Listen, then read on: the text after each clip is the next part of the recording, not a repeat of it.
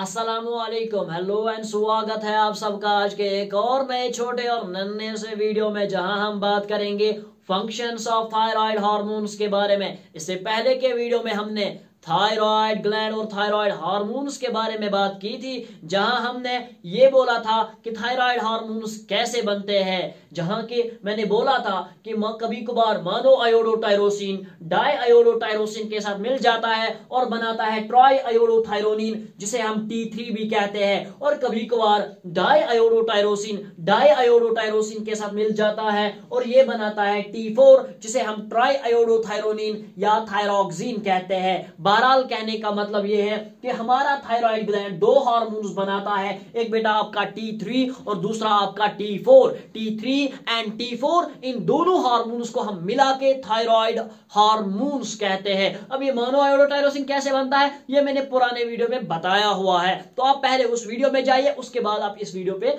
आ सकते हैं। क्लियर? तो चलिए अब हम डायरेक्टली आते हैं फंक्शंस ऑफ थायराइड हार्मोन्स के बारे में बात करते हैं। जब हम थायराइड हार्मोन्स के बारे में बात करेंगे तो सबसे पहली फंक्शन जो है effect on basal metabolic rate. Thyroid hormones का क्या इफेक्ट होता है बेसल मेटाबॉलिक रेट पे? क्या ये बेसल मेटाबॉलिक रेट को इंक्रीज करते हैं या ये बेसल मेटाबॉलिक रेट को डिक्रीज करते हैं? बेसल मेटाबॉलिक रेट मतलब energy expenditure in basal condition. Simple terminology में energy expenditure in basal conditions में, इन बेसल कंडीशंस कितनी एनर्जी आप एक्सपेंड कर रहे हो, कितनी एनर्जी आप खर्च कर रहे हो, कितनी एनर्जी आप प्रोड्यूस कर रहे हो, कितनी एनर्जी आपको जरूरत है जब आप बेसल कंडीशंस में हो। बेसल कंडीशंस मतलब जब आप रेस्ट में हो, तो कितनी एनर्जी आप खर्च कर रहे हो, कब? जब आप रेस्ट में होते हो। इसे हम कहते हैं बेसल मेटाबॉलिक रेट। अब इस बेसल मेटाबॉलिक रेट पे क्या असर होता है थायराइड हार्मोन्स का? तो चलिए, थायराइड हार्मोन्स की वजह से आप याद रखेंगे कि थायराइड हार्मोन्स की वजह से बेसल मेटाबॉलिक रेट इंक्रीज होती है। जितने आपके थायराइड हार्मोन्स प्रोड्यूस होते जाएंगे उतनी आपकी बीएमआर इंक्रीज होती चली जाएगी। क्लियर?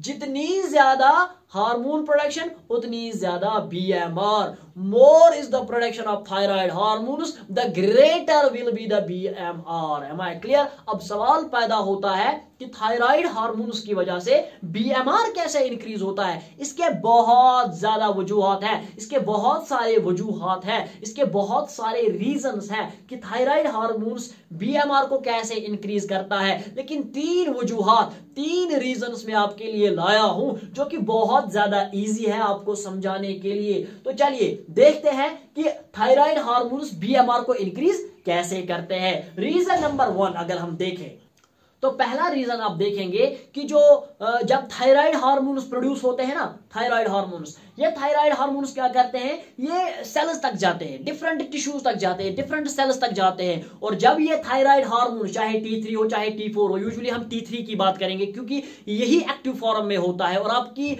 बुक PR यादव भी यही कहती है कि T3 is more active then शाबाश T4। क्लियर? इसके बाद हम देखते हैं कि कैसे ये बीएमआर को इंक्रीज करते हैं। जब आपके थायराइड हार्मोन्स, या मैं यूं कहूं T3, जब आपकी सेल्स में चला जाता है, डिफरेंट सेल्स तक इसको पहुंचना है, जब ये सेल्स तक पहुंचता है इसके बाद ये न्यूक्लियस पे एक्ट करता है। सेल के पास न्यूक्लियस होगा ना।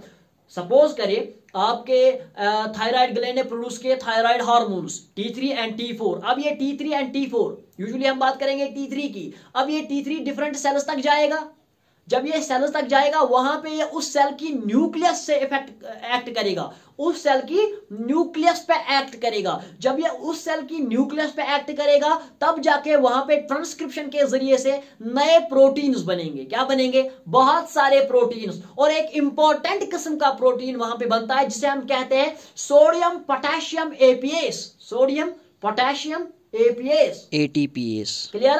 तो आप याद रखेंगे कि जो ही थायराइड हार्मोन्स थायराइड ग्लैंड से रिलीज होते हैं ब्लड में चले जाते हैं, ब्लड के जरिए से डिफरेंट सेल्स तक पहुंचेंगे, और जब ये सेल्स तक पहुंचते हैं तो ये डिफरेंट सेल्स के न्यूक्लियस पे एक्ट करते हैं और वहां पे डिफरेंट प्रोटीन सिंथेसिस कराते हैं, डिफरेंट प्रोटीन्स बनते हैं, डिफरेंट एंजाइम्स वहां पे बनते हैं। एक जबरदस्त किस्म का प्रोटीन हमने बोला जिसे हम कहते हैं शाबाश क्या, सोडियम पोटेशियम ATPase। तो अब ये जो सोडियम पोटेशियम एटीपीएस है, ये क्या करता है, ये सोडियम और पोटेशियम का मूवमेंट करने में मदद करता है, लेकिन इसके लिए इसको ज्यादा एनर्जी की जरूरत पड़ती है। क्लियर। तो सोडियम और पोटेशियम को मूव कराने के लिए, बाहर और अंदर ले आने के लिए इसको बहुत ज्यादा एनर्जी की जरूरत पड़ेगी। तो ज्यादा एनर्जी जरूरत पड़ेगी, इसके लिए क्या होगा, ज्यादा हार्मोन्स प्रोड्यूस होंगे, ज्यादा प्रोटीन्स बनेंगे, यानी ज्यादा सोडियम पोटेशियम एटीपीएस बनेंगे, ज्यादा सोडियम एटीपीएस बनेंगे तो ज्यादा एनर्जी खर्च होगी। तो जितना थायराइड हार्मोन आप ज्यादा प्रोड्यूस होगा उतना ज्यादा आपके प्रोटीन्स बनेंगे, और जितना ज्यादा प्रोटीन्स बनेंगे उतना ज्यादा क्या होगा कि उतना ज्यादा एनर्जी प्रोड्यूस खर्च होगी। आपको बात समझ आई? यानी मेरे कहने का मतलब यह है कि जब आपके थायराइड हार्मोन्स प्रोड्यूस होते हैं, ये सेल्स तक जाते हैं, वहां पे प्रोटीन सिंथेसिस कराते हैं, प्रोटीन्स बनाते हैं, प्रोटीन्स फॉर्म करते हैं, तो वो प्रोटीन्स जो भी फंक्शन परफॉर्म करेंगे, हमें उस फंक्शन के साथ कुछ नहीं है, जो भी फंक्शन वो परफॉर्म करेंगे, वो फंक्शन परफॉर्म करने के लिए ये बहुत ज्यादा एनर्जी इनको लगती है, बहुत ज्यादा एनर्जी की जरूरत इनको पड़ती है। तो देखिए, अब जितने प्रोटीन्स बनेंगे, जितने थायराइड हार्मोन्स प्रोड्यूस होंगे, उतने ज्यादा प्रोटीन्स बनेंगे। अब जितने ज्यादा प्रोटीन्स बनेंगे उतनी ज्यादा ये एनर्जी खर्च करेंगे, तो जितनी ज्यादा एनर्जी खर्च होगी उसी को हम बीएमआर कहेंगे ना। ज्यादा एनर्जी खर्च हुई, ज्यादा बीएमआर कहलाएगा। तो मेरे कहने का मतलब होता है ये है कि थायराइड हार्मोन जब प्रोड्यूस हुए, ये सेल्स में जाएंगे, प्रोटीन सिंथेसिस कराएंगे, प्रोटीन जब बने, अब ये प्रोटीन कैसे अपना फंक्शन करेंगे, उसके लिए इन्हें बहुत ज्यादा एनर्जी की जरूरत पड़ेगी। क्लियर। जितने ज्यादा प्रोटीन बनेंगे उतनी ज्यादा एनर्जी इनको खर्च होगी, उतनी ज्यादा एनर्जी इनको जरूरत पड़ेगी। तो ज्यादा प्रोटीन बनने के लिए ज्यादा थायराइड हार्मोन की जरूरत होती है। तो ज्यादा थायराइड हार्मोन आएगा, ज्यादा प्रोटीन बनेंगे, तो ज्यादा एनर्जी की जरूरत लगेगी। तो कहने का मतलब साफ यह है कि जितने थायराइड हार्मोन्स प्रोड्यूस होंगे उतनी ज्यादा एनर्जी खर्च होगी। तो साफ मतलब यहां पे यह है कि जितने थायराइड हार्मोन्स प्रोड्यूस होंगे उतना बीएमआर आपका इंक्रीज होगा। अगर आपको ये वाला रीजन समझ नहीं आया है तो दूसरे रीजन पे आते हैं। वो ये है कि जो थायराइड हार्मोन्स होते हैं, दे सिंथेसाइज, शाबाश, they synthesize cellular respiration, they synthesize enzymes for cellular respiration. ये उन एंजाइम्स को, यानी थायराइड हार्मोन्स उन एंजाइम्स को सिंथेसाइज करते हैं, उन एंजाइम्स को बनाते हैं जो सेल्यूलर रेस्पिरेशन के लिए जिम्मेदार होते हैं। अब बेटा आपके थायराइड हार्मोन ज्यादा प्रोड्यूस हुए, इनकी वजह से एंजाइम ज्यादा बनेंगे ना। अब एंजाइम ज्यादा बने तो आप बोलिए सेल्यूलर रेस्पिरेशन ज्यादा के कम। अब जब सेल्यूलर रेस्पिरेशन ज्यादा होगी, बोले ऑक्सीजन कंजप्शन ज्यादा के कम, ऑक्सीजन बेटा ज्यादा कंज्यूम होगा।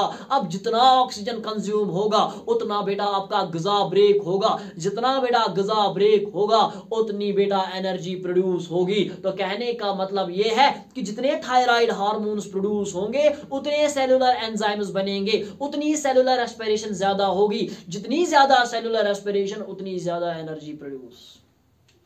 क्लियर।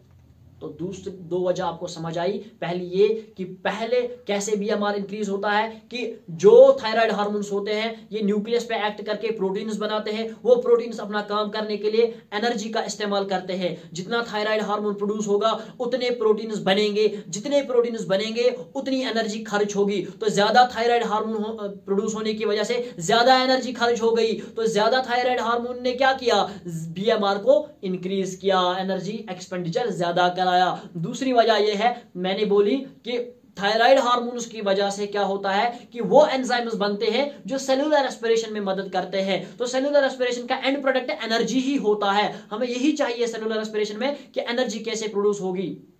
तो अब जब थायराइड हार्मोन ज्यादा प्रोड्यूस होंगे, थायराइड हार्मोन ज्यादा प्रोड्यूस होंगे तो वो एंजाइम जो सेल्यूलर रेस्पिरेशन के लिए जिम्मेदार थे वो ज्यादा बनेंगे। अब वो एंजाइम ज्यादा बने तो सेल्यूलर रेस्पिरेशन ज्यादा होगी ना। अब सेल्यूलर रेस्पिरेशन ज्यादा होगी, बोले एनर्जी ज्यादा निकलेगी कम, ज्यादा निकलेगी। अब एनर्जी ज्यादा खर्च होगी तो इसका मतलब बीएमआर ज्यादा। क्लियर। तो ये दो वजह थी। अगर आपको ये दूसरी वजह भी समझ नहीं आई तो तीसरी वजह बिल्कुल सटीक और बिल्कुल आसान है। वो ये है कि जो थायराइड हार्मोन्स होते हैं ना, ये माइटोकॉन्ड्रिया की एक्टिविटी को इंक्रीज करता है। ये थायराइड हार्मोन्स माइटोकॉन्ड्रिया की एक्टिविटी को इंक्रीज करता है। यहां तक कि टाटोरा ने लिखा है कि ये माइटोकॉन्ड्रिया के नंबर को इंक्रीज करता है। Clear? It increases the size and number of mitochondria. आप बोले थायराइड हार्मोन ज्यादा प्रोड्यूस हुए, इसकी वजह से क्या होगा? माइटोकॉन्ड्रिया ज्यादा बनेंगे। माइटोकॉन्ड्रिया ज्यादा बने तो क्या होगा?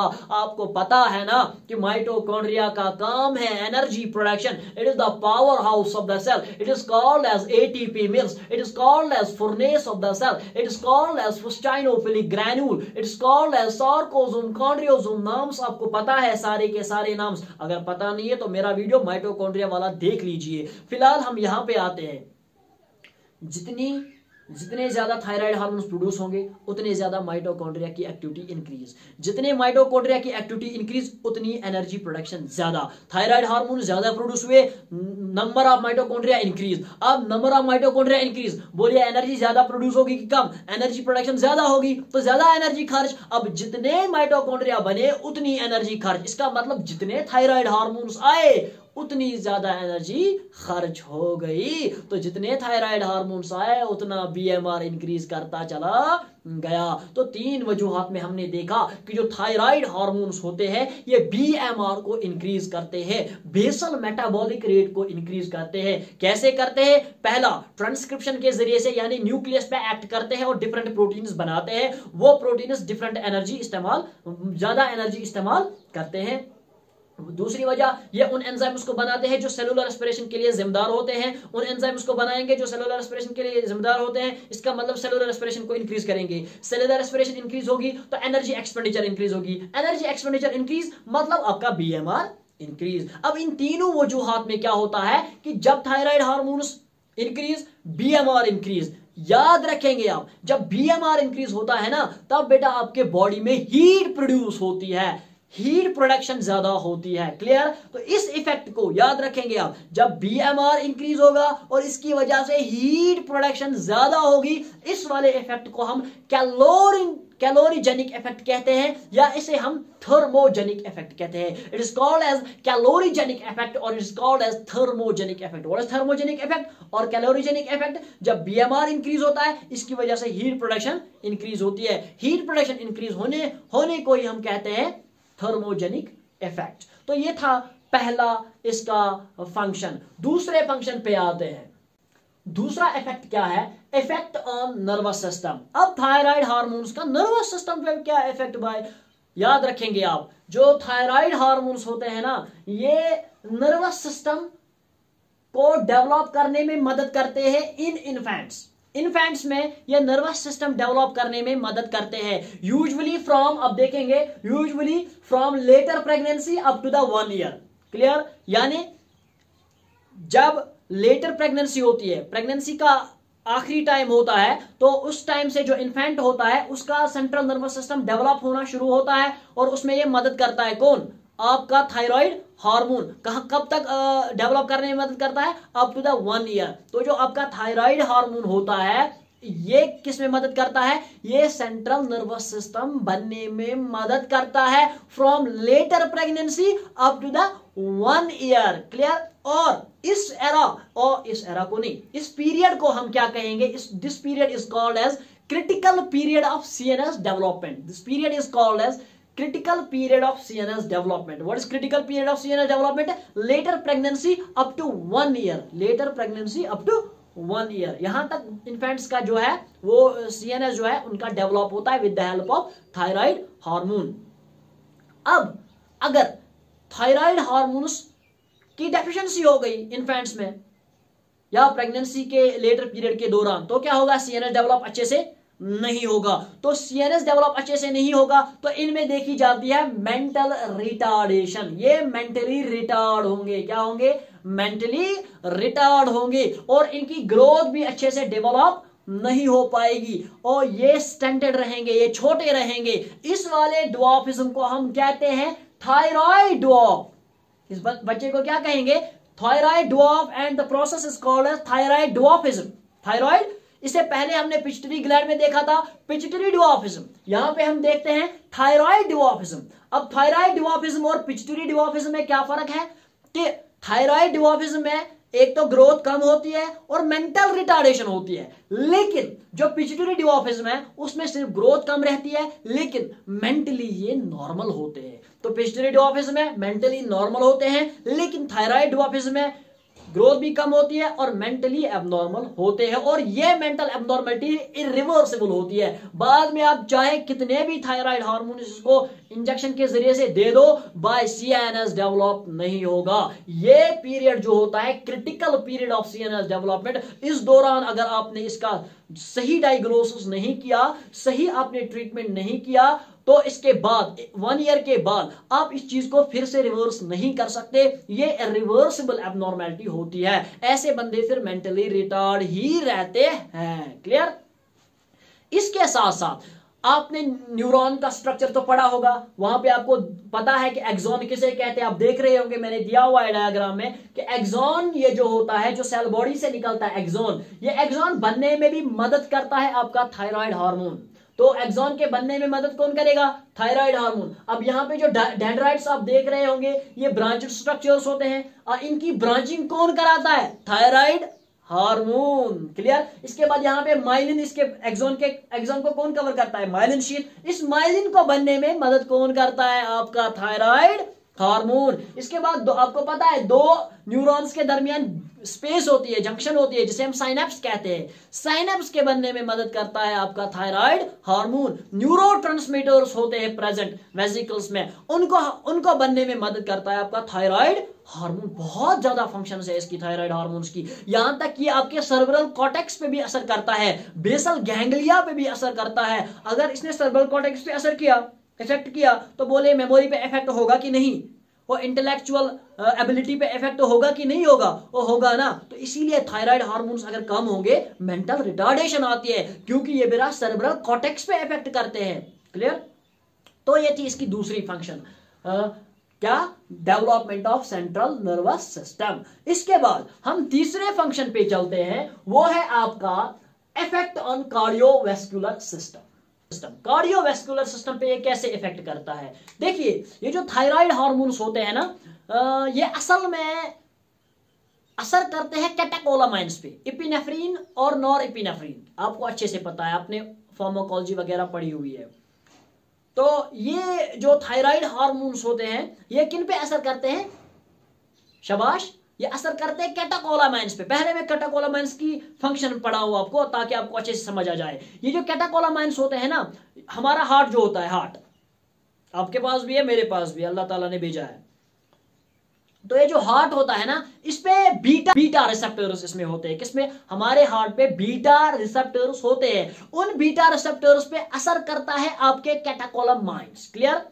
आपके हार्ट पे बीटा रिसेप्टर्स, उन बीटा रिसेप्टर्स पे असर करते हैं कैटेकोलामाइंस। क्लियर? अब उन कैटेकोलामाइंस को स्टिमुलेट करते हैं, उन कैटेकोलामाइंस की एक्टिविटी को इंक्रीज करते हैं थायराइड हार्मोन्स। अब अगर थायराइड हार्मोन्स की प्रोडक्शन ज्यादा, अब अगर थायराइड हार्मोन ज्यादा प्रोड्यूस हुए, बोले कैटेकोलामाइंस पे क्या होगा? कैटेकोलामाइंस पे असर ज्यादा होगा, कैटेकोलामाइंस की एक्टिविटी इंक्रीज होगी। कैटेकोलामाइंस की एक्टिविटी इंक्रीज होगी तो इसकी वजह से क्या होगा? इसकी वजह से आपके बीटा रिसेप्टर्स हैं वो जल्दी सेंसिटाइज होंगे। क्या होंगे? जल्दी सेंसिटाइज होंगे, और जल्दी सेंसिटाइज होने की वजह से आपकी हार्ट रेट बढ़ेगी। इंक्रीज इन हार्ट रेट आपकी बढ़ेगी। क्लियर? तो मेरे कहने का मतलब ये हुआ ना कि थायराइड हार्मोन्स आपकी हार्ट रेट को इंक्रीज करता है, आपकी हार्ट रेट को इंक्रीज।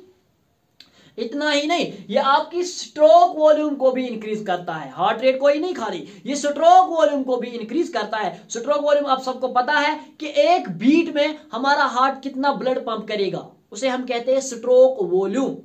एक बीट में कितना ब्लड पंप होगा उसे हम कहते हैं स्ट्रोक वॉल्यूम। क्लियर? तो इसके बाद देखिए, 2 चीजें इसने की, इसने हार्ट रेट इंक्रीज की, इसने स्ट्रोक वॉल्यूम भी इंक्रीज किया। तो जाहिर सी बात है ना, ये कार्डियक आउटपुट भी इंक्रीज करेगा, क्योंकि आपको पता है cardiac output is equal to stroke volume into heart rate. Clear? Cardiac output किसके बराबर होता है? Heart rate into stroke volume, या stroke volume into heart rate. तो इसने हार्ट रेट भी इंक्रीज की, स्ट्रोक वॉल्यूम भी इंक्रीज किया। तो इसका मतलब यह हुआ कि इसने कार्डियक आउटपुट भी इंक्रीज किया।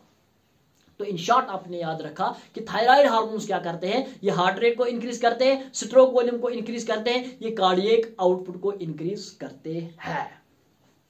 समझ आई बात। स्ट्रोक वॉल्यूम को कैसे इंक्रीज करेंगे, मायोकार्डियल कॉन्ट्रैक्टिलिटी को ये ज्यादा एनहेंस करते हैं, ये उसको प्रोड्यूस करते हैं, ये उसको मैं यूं कहूं एनहेंस करते हैं। मायोकार्डियल कॉन्ट्रैक्टिलिटी जो होती है यानी कॉन्ट्रैक्शन जो होती है मायोकार्डियम में, उसको इंक्रीज करता है, जिसकी वजह से स्ट्रोक वॉल्यूम इंक्रीज होता है। उतना डेप्थ में नहीं चला जाऊंगा कैसे होगा वो मैकेनिज्म, वो फिर वीडियो लंबा हो जाएगा, क्योंकि मैंने वीडियो के पहले ही कहा कि छोटे से वीडियो में। अगर ब्लड प्रेशर की बात करेंगे तो ब्लड प्रेशर पे क्या असर होगा, इंक्रीज होगा कि डिक्रीज होगा। तो ब्लड प्रेशर की अगर हम बात करेंगे, यूजुअली कहा जाता है कि ब्लड प्रेशर इंक्रीज होता है, क्लियर। लेकिन आप याद रखेंगे कि सिर्फ सिस्टोलिक ब्लड प्रेशर इंक्रीज होता है, डायस्टोलिक ब्लड प्रेशर इंक्रीज नहीं होता। क्यों नहीं होता डायस्टोलिक ब्लड प्रेशर इंक्रीज, क्योंकि देखिए मैंने पहले ही कहा कि जो थायराइड हार्मोन्स होते हैं इसकी वजह से बीएमआर इंक्रीज होता है। अगर बीएमआर इंक्रीज हुआ हीट प्रोडक्शन होगी ना, मैंने पहले ही कहा था हीट प्रोडक्शन होगी। अब अगर हीट प्रोडक्शन होती है ना, हीट की वजह से आपकी वेसल्स डायलेट हो जाती है, वेसो डायलेशन हो जाती है, या मैं यूं कहूं पेरिफेरल रेजिस्टेंस कम होती है। अब अगर पेरिफेरल रेजिस्टेंस कम हुई, वेसो डायलेशन हुई, बोले डायस्टोलिक प्रेशर ज्यादा होगा कि कम होगा, ब्लड प्रेशर कम होगा। तो आप शॉर्ट में याद रखेंगे सिस्टोलिक प्रेशर जो होता है वो इंक्रीज होता है, डायस्टोलिक प्रेशर जो है वो बेटा डिक्रीज होता है थायराइड हार्मोन्स की वजह से, क्लियर। इसके बाद हम रेस्पिरेटरी सिस्टम पे चलेंगे, यानी इफेक्ट ऑन रेस्पिरेटरी सिस्टम। अब रेस्पिरेटरी सिस्टम पे क्या इफेक्ट है ये मैं आसान भाषा में समझा दूं। मैंने भाई पहले ही कहा था कि जो थायराइड हार्मोन्स होते हैं ये क्या काम करते हैं, ये ऑक्सीजन कंजप्शन को इंक्रीज करते हैं। अब ऑक्सीजन कंजप्शन को इंक्रीज करेंगे, बोले टाइडल वॉल्यूम इंक्रीज की डिक्रीज, टाइडल वॉल्यूम इंक्रीज होगा ना, इसी के साथ साथ मिनट वेंटिलेशन भी इंक्रीज होगी, क्लियर। तो यू मैं शॉर्ट में यूं कहूंगा कि जो थायराइड हार्मोन्स होते हैं क्योंकि ये टाइडल वॉल्यूम को इंक्रीज करते हैं, मिनट वेंटिलेशन को इंक्रीज करते हैं, शॉर्ट में मैं कह सकता हूं कि ये रेस्पिरेटरी रेट को इंक्रीज करते हैं। थायराइड हार्मोन्स रेस्पिरेटरी रेट को इंक्रीज करते हैं। तो बहरहाल इन शॉर्ट में यूं कहूंगा कि जब थायराइड हार्मोन्स की प्रोडक्शन ज्यादा होती है तब क्या होता है, तब रेस्पिरेटरी रेट इंक्रीज होती है। कार्डियोवास्कुलर सिस्टम में हार्ट रेट इंक्रीज होती है, रेस्पिरेटरी सिस्टम में रेस्पिरेटरी रेट इंक्रीज होती है, शॉर्ट, क्लियर।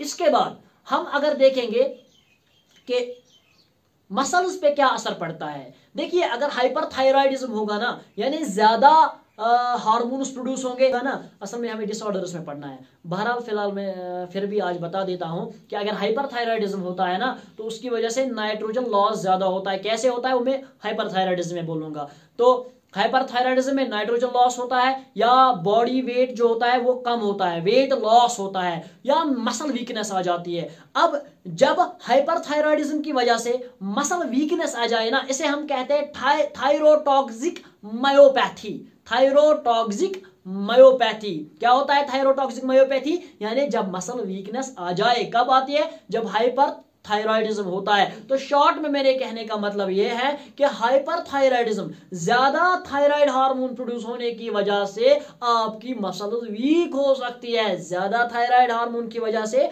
मसल्स वीक होती जाएंगी। अभी तक ज्यादा थायराइड हार्मोन तो एक्टिविटी ज्यादा होती थी, लेकिन यहां पे कुछ अलग होता है, क्या थायराइड हार्मोन ज्यादा प्रोड्यूस, मसल्स वीक होती चली जा रही है, क्लियर। क्यों, क्योंकि नाइट्रोजन लॉस होता है। वो कैसे होता है, हाइपरथायराइडिज्म में देखा जाएगा, क्लियर।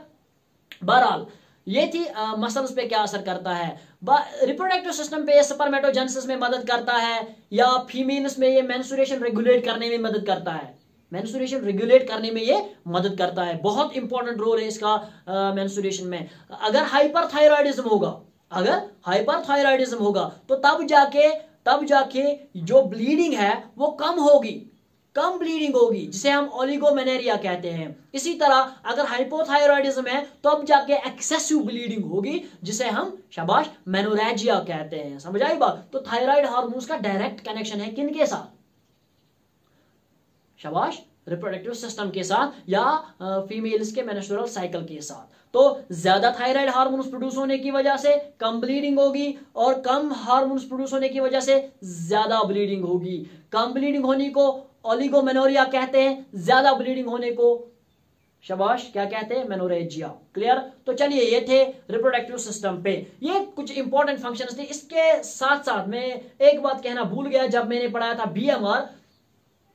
बीएमआर को इंक्रीज करता है, वहां पे एक और बात आप याद रखेंगे कि ये इंटरमीडिएट बीएमआर इंक्रीज होने के साथ साथ ये इंटरमीडिएट मेटाबॉलिज्म में भी मदद करता है। इंटरमीडिएट मेटाबॉलिज्म मतलब कार्बोहाइड्रेट मेटाबॉलिज्म में मदद करेगा, ग्लूकोनियोजेनेसिस करेगा, या ये प्रोटीन मेटाबॉलिज्म में मदद करेगा, या ये फैट मेटाबॉलिज्म में मदद करेगा लिपोलाइसिस के दौरान। क्लियर। तो इन तीनों के मेटाबॉलिज्म को हम साथ कहते हैं इंटरमीडिएट मेटाबॉलिज्म। क्लियर। तो ये कुछ इंपॉर्टेंट फंक्शंस थी थायराइड हार्मोन्स के बारे में। नेक्स्ट वीडियो में हम आपके साथ फिर हाजिर होंगे एक नए वीडियो के साथ। तब तक दीजिए मुझे भी इजाजत, आप भी बैठिए अल्लाह के हवाले। वमा अलैना इल्लल बलागुल मुबीन।